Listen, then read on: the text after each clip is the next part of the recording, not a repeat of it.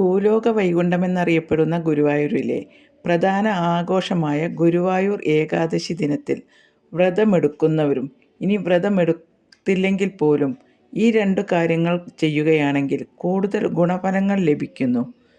കുളിച്ച് ശുദ്ധിയായി തുളസിത്തറയുള്ളവർ അതിനു ചുറ്റും, അല്ലെങ്കിൽ ഒരു തുളസി ചെടിയെങ്കിലും ഇല്ലാത്തവരുണ്ടാകില്ലല്ലോ, ഒരു തുളസി ചെടിക്ക് ചുറ്റും 3 പ്രദക്ഷിണം വെച്ച ശേഷം തുളസി ചെടിക്ക് നനയ്ക്കുന്നതും സന്ധ്യയ്ക്ക് തുളസി ചെടിക്ക് ചുവട്ടിൽ ദീപം തെളിയിക്കുന്നതും ഉത്തമമാണ്.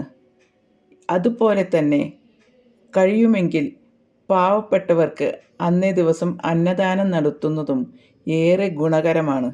ഭഗവാൻ തൻ്റെ ഭക്തർക്ക് വേണ്ടുവോളം അനുഗ്രഹങ്ങൾ ചൊരിയുന്ന ഒരു ദിവസം കൂടിയാണ് ഗുരുവായൂർ ഏകാദശി.